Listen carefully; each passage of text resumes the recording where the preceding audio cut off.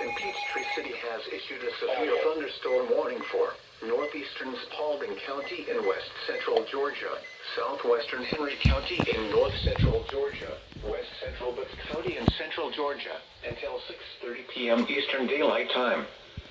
At 5:50 p.m. Eastern Daylight Time, a severe thunderstorm was located over Walker Mill, or 8 miles northeast of Griffin, moving west at 10 miles per hour.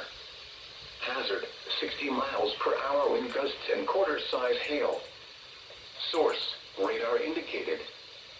Impact, hail damage to vehicles is expected.